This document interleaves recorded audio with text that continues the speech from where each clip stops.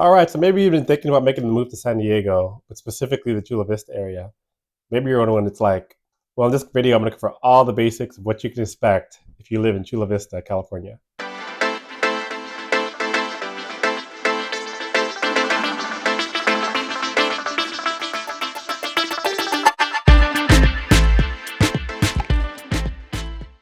Welcome to Life in Chula Vista. This channel is all about living in Chula Vista and the surrounding areas in the South Bay of San Diego. My name is Timothy Manglicmot, and we're going to cover the basics of what it's like to live in Chula Vista. Maybe you're relocating, maybe you have family in the area. We'll cover weather, cost of living, things to do, basics of each area, and just general geography of the area. Chula Vista is laid out east to west, and there are very distinct neighborhoods between the east side and the west side. And I'm going to call them out in this video, so stay tuned. Hey, and if you're looking to buy or sell in the San Diego area, we're a full-service real estate team. We're all locals to Chula Vista and the surrounding areas, and we'll be love to help you. Our contact information will be in the description. You can call or text us. Feel free to email us, or just book a calendar invite. There's a Calendly link in the description. I'll be happy to talk to you and see how we can help you in your search. Let's talk about weather. Generally, there's two-ish seasons in San Diego. You'll have your winters, and then in the winters, there's no snow. There will be rain, around 10 inches in any given year, and that'll happen mostly in around February and March. But throughout the year, you won't see that much more rain outside of that. In the winter, you're not going to see your normal New York or East Coast winters where there's a lot of snow. You'll have lows in the 40s. Occasionally, you'll dip down to the mid 30s, but it won't be freezing at all. And then highs in the wintertime will be in the high 60s. So it'll generally be pretty mild, kind of in the wintertime. The summers are a little bit different. So I think everybody thinks San Diego and they think sunshine, like San Diego sunshine. It's not going to be that way all year. So in San Diego, we have this thing called May gray and June gloom. So if you live in San Francisco, you'll know all what I'm talking about. There is a marine layer in San Diego where May, June have really cold, really cloudy weather. It's not going to be what you expect. After June, you'll get your normal summertime. And it's going to be really nice come July, August, September. It'll really start to heat up. Highs will be in the 80s to 90s, and then lows will be in the 60s. Summertime in San Diego is going to be really, really nice. Chula Vista is no different. The more you go to the east, the hotter it'll be. You're heading more towards inland. The more you go to the west of Chula Vista, it'll be a little bit cooler as you head towards the beach.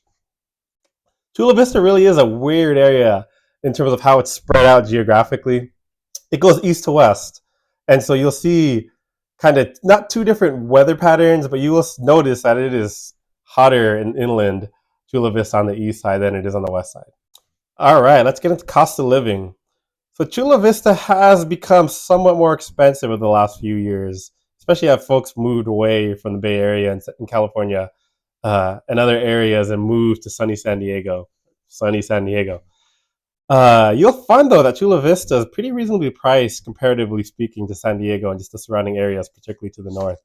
As you talk about La Jolla or Rancho Bernardo, you're not going to find those housing prices in Chula Vista, but they will be somewhat expensive. But relatively speaking, in San Diego, it'll be a little bit cheaper price than what you'll find in the northern areas. The median housing price in Chula Vista is around $823,000. So again, it's not cheap, but it's doable. There are ways to make it happen. And again, the housing price will depend on the area that you're looking to live. The more you look to the west, the more you'll find a little bit cheaper housing prices. The more you look to the east, especially as you get to the east and the northern parts of Chula Vista, you'll find that housing prices do start to go up. So if you are looking to live on the west side, maybe an area like Hilltop or downtown Chula Vista or the Bayfront, you will find that those housing prices are a little bit cheaper than that $823,000 average that I mentioned earlier. Single family houses on the west side will run around $700,000, give or take, but you will notice that those housing developments on the west side, they aren't going to be your newer houses. You'll see they have a little more character than the houses on the east side. You won't find your common tract developments where it's going to be the same type of house or same kind of development style that you'll find on the east side. But you will see that those houses have a lot more character, and it will be a little bit on the older side that might, need a little bit more renovation and whatnot. Now, the areas on the east side, if you're looking to live in Otay Ranch or the East Lake area, they will be a little bit more pricey than the $823,000 average that I mentioned earlier. those single family houses will run around 875,000, and that's on average. You will find a pretty wide range more towards the east side, where houses can run anywhere from the low $700,000 to $600,000 range, all the way up to the $2-3 million range as you head towards more towards the northeast section. We'll find some pretty nice and sizable houses as you head towards areas like Mar-a-Lago or Rancho El Rey or areas to the northeast. Now, there are some pretty nice pockets on the east side where you can find housing around 800,000, maybe 700,000, so more affordable. But you will notice too on the east side that the east side does have a little bit better elementary schools, middle schools, high schools. They are a little bit more highly rated. If you go by grade schools, you will notice that as you head towards the east side, the quality of the schools definitely start to pick up. And then generally speaking, the high schools are definitely rated a lot higher on the east side. Places like East Lake High School, Otay Ranch High School, Olympian, and then you'll have your private schools, which I'll get to more when we get to the school section in a little bit, such as Mater Dei or High Tech High, which is a charter school on the east side. Now, there are some areas on the east side, if you're talking about the Bonita Vista area, or you're talking about areas next to Southwestern College, where the housing is going to be a little bit older, but you can find yourself a pretty good house in a pretty good area where there are pretty good schools. Um, and again, you can find a way to make it work on the east side if you're looking to, kind of target an area, which a lot of people try to do, especially single families who want to try to find a better school district on the east side. I will say as you go more towards the east side, you will find a lot more HOAs, which is a homeowners association, which not everybody's a fan of. I can tell you, I'm a pretty big fan of the HOAs. They do keep the streets pretty nice. They make sure that folks keep their lawns pretty well kept. And then kind of on the east side too, because you have these HOAs and these newer developments, you will find these master plan communities, which tree line streets. You'll find that the streets are laid out a lot better, I think, than what you would find in a normal city, where there's going to be one major artery that'll go through kind of the east side again because it's master planned, and then as you go towards more of the housing areas or maybe the shops, you notice that these arteries feed into it, and the traffic is made so that it's a little bit easier just to navigate. They actually do a pretty good job with kind of the master planned areas. Again, on the east side, you will find really nice parks, like manicured lawns. And again, a lot of it has to do with like these HOAs that are out there. Some of the areas that you'll find on the east side, if you're thinking, for example, about the Cote Vera area, they will charge HOA and community fund development fees ranging anywhere all the way up to $1,000. But you can also find, kind of older HOAs. Maybe they've been more established over 20, 30 years. Those HOAs can run anywhere from $80 all the way up to like around 200 ish. But again, the HOA does do a pretty good service, in my opinion, just in terms of making sure that streets are repaired, parks are maintained, and then folks kind of take care of their lawns and all that kind of stuff, which HOAs generally enforce. But I will say those areas that I mentioned earlier, so Southwestern College, Bonita Vista, those little bit older areas that you could try to target, they won't have your HOA fees.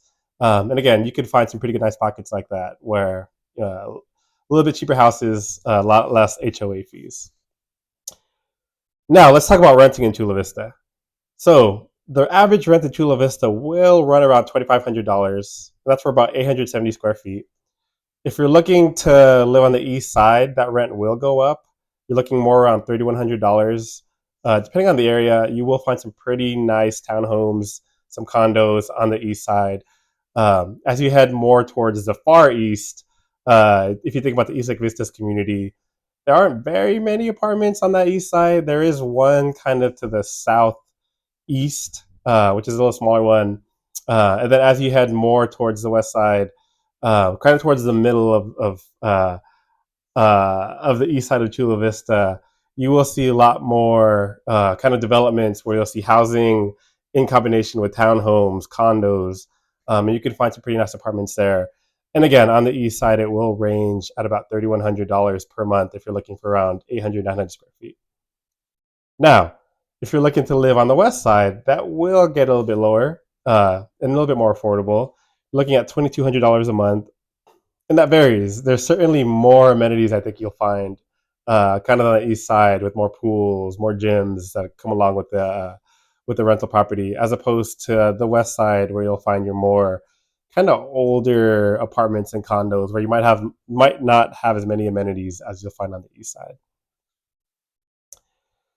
So let's get the things to do. So Chula Vista is a pretty relatively large city. It's the second biggest city in San Diego or San Diego County. There's about 300,000 people in Chula Vista, and it is a lot more suburban. Like you're not talking about New York City or San Francisco where you have these dense urban neighborhoods. Chula Vista really is a pretty spread out city. You will need a car to live here, um, and you will see a downtown in Chula Vista. And there are some bars and pretty nice restaurants to hang out, kind of in the downtown area. And as you head more towards the west side, they are developing the port a little bit more. There's a Gaylord Center which is going to open up, I think, in May 2025, which should have some small to medium sized conventions once it's built. And so there are some things to do that you would find in the downtown area, but it is suburbs in Chula Vista, both on the west side and on the east side, kind of for the most part. And so you'll find some suburban things to do in Chula Vista. There's plenty of restaurants. On the east side, you will notice that you will have more kind of your mom and pop restaurants, kind of the restaurants that have a little bit more character to them. As you head more towards the east side, you will see a little bit more chain restaurants. You'll have your PF Chang's, you'll have your Cheesecake Factory, places like that, more towards the east side. And again, across all of Chula Vista, you will see a lot of Mexican restaurants. We were really close to the border, close to Tijuana, and there are a lot of a pretty big Latino population in Chula Vista and in San Diego in general.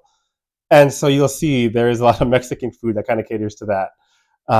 And everybody will figure out what their favorite Mexican restaurant is. I think mine's is Lolita's, which has been around in Chula Vista for decades. But kind of everybody has their favorite.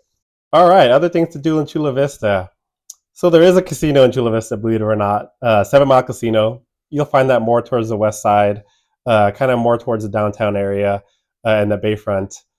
There is a water park in Chula Vista. It's currently called Sesame Place, but it's kind of evolved over time. I think when I first moved to Chula Vista back in 1989, and kind of, few years after that, that Sesame Place was called Whitewater Canyon, and it's gone through a few iterations, but it's still there. It's currently Sesame Place, and it's a pretty nice water park. I take my kids there pretty regularly. We have a season pass there, and I think it's in the family of the Magic Mountains, kind of Six Flags family of amusement parks.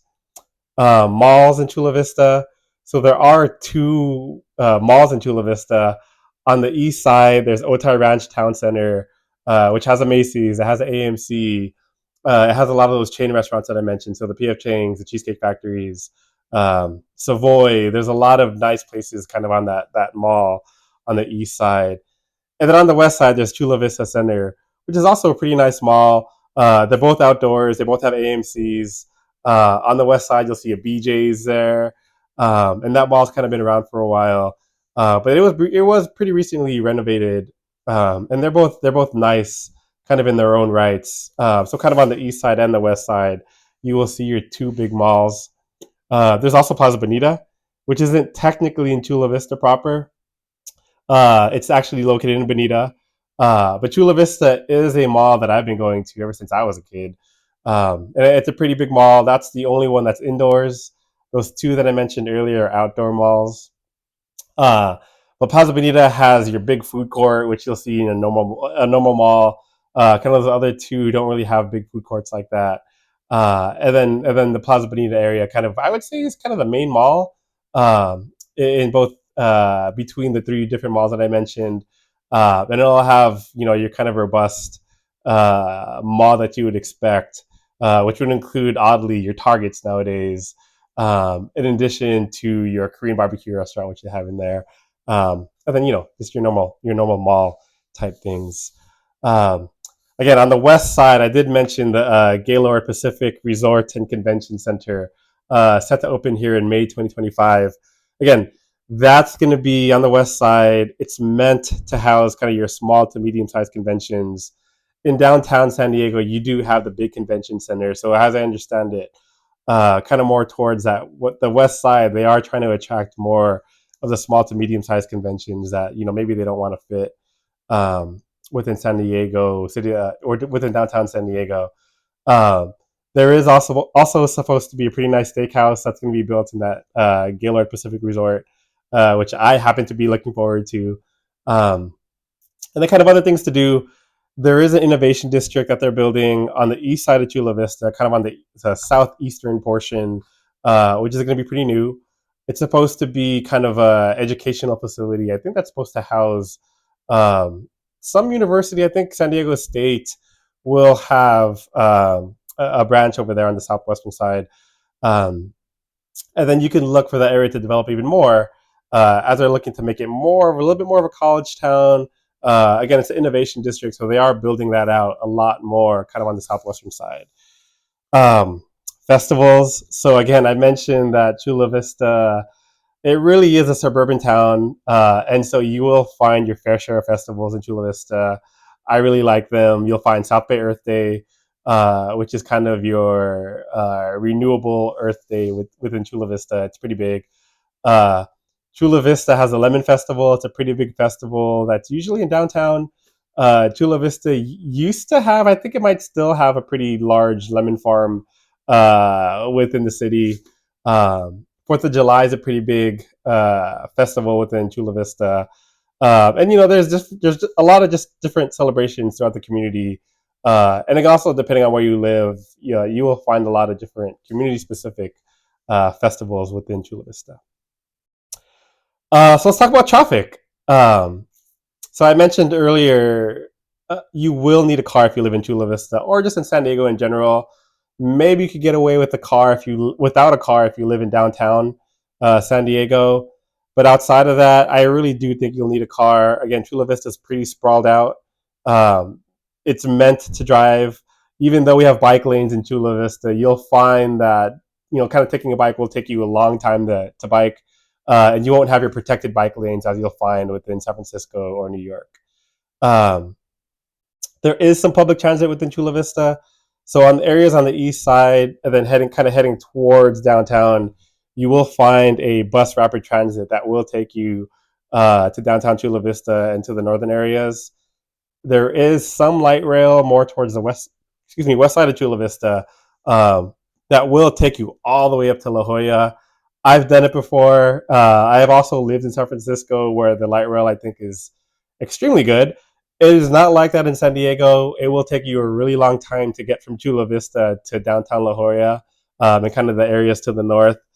I don't recommend it. I think you have to drive if you live in Chula Vista or just San Diego areas in general. And then if you're talking about traffic, kind of getting out of Chula Vista, if you leave kind of in your normal rush hour time, so anytime between 7 to 9 in the morning, and you're heading to downtown Chula Vista, it will take you a while to get there. You're looking around 45 minutes to an hour to get from Chula Vista kind of to the downtown area. Again, it's not going to be your LA traffic or your New York traffic, but there is traffic kind of getting to the downtown area. And a lot of people are coming from the south to the north, or more actually from the south, kind of to downtown Chula Vista and then areas to the north. And then on the reverse side of that, so if you leave from downtown or the northern areas going to Chula Vista, you will find the same traffic coming down. It will again take you about 45 minutes going to downtown Chula Vista, going from downtown San Diego, down to Chula Vista. Okay, so let's talk about diversity. So Chula Vista is somewhat close to the border. You will find that there is a pretty sizable Hispanic community within Chula Vista. It's about 60% Hispanic, 16% white, 15% Asian, and 5% Black. And, I grew up in Chula Vista, and I think I know the area pretty well. There are definitely a lot of Hispanics within Chula Vista. But I find that most everybody speaks English, even those who have Hispanic descent. And then I'm obviously Asian, and so as an Asian person, specifically Filipino, living in Chula Vista, you will find a pretty sizable Asian community, specifically Filipinos within Chula Vista. But again, for the most part, everybody speaks English. I think I can say, having lived here for kind of over 30 years, despite kind of the different ethnicities within Chula Vista, it is a pretty safe community. Uh, Again, Hispanic, white, Asian, black. You can find a pretty diverse population here, but it's not your melting pot. Like it's not New York City or San Francisco. Now let's talk about schools. So I'm a realtor. I can't really speak too much in detail about schools, but I can recommend a website where you can go and kind of get more information on schools. There are some pretty good websites out there, like Great Schools. That's kind of an aggregator, a review of reviews. I do prefer to use casschooldashboard.org, which kind of measures schools in the local Chula Vista area and also across California, kind of in an unbiased way, since it is a government-run website, and can kind of tell you, which schools, if you're looking to target a particular area, do well. Within Chula Vista, you will find that there are two different school districts. The Chula Vista Elementary School District manages elementary schools, and then completely separate from that is a Sweetwater Union High School District, which manages the middle schools and the high schools. I went to different schools all across Chula Vista. I went to Parkview Elementary School, which is kind of in the middle. I went to Hilltop Middle School on the west side, and then I went to Eastlake High School on the east side. And you'll notice again that the schools do range in terms of the ratings. Generally speaking, the schools will be a little bit lower rated on the west side. Again, you will find some pretty nice pockets of schools on the west side. As you head more towards the east, you will find that the schools do start to become a little bit more highly rated. Um, you will find definitely that the high schools are a lot more highly rated on the east side. And again, you can find your pockets of nice schools on the east side. There are some private schools also on the east side of Chula Vista that I should mention. There's Mater Dei, which is a private school on the east side. I think tuition currently runs about $20,000 a year. There's High Tech High, which is kind of your project based school on the east side. So let's kind of close it out. Let's talk about the pros and cons of Chula Vista. I think number one, the weather in Chula Vista and San Diego is generally pretty nice. Again, there's May gray, June gloom, but generally speaking, it is sunny in San Diego, and you won't find that there's a lot of rain or your normal winter. You will find that the schools in Chula Vista are generally speaking pretty nice.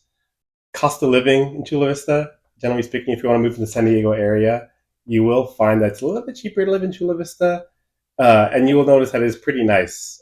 You will find some pretty nice communities in Chula Vista, pretty good schools, given the price. Now let's talk about cons. So you will notice that within Chula Vista, again, I mentioned that the housing prices, relatively speaking, in San Diego are lower, but it's still pretty high, right? Like your housing prices in San Diego are generally speaking going to be pretty high. And again, traffic. So Chula Vista in and of itself is nice. If you're looking to commute to downtown San Diego or those surrounding areas, it is going to take you some time. But generally speaking, I grew up in Chula Vista. I love it here. And I'm a real estate agent here in Chula Vista.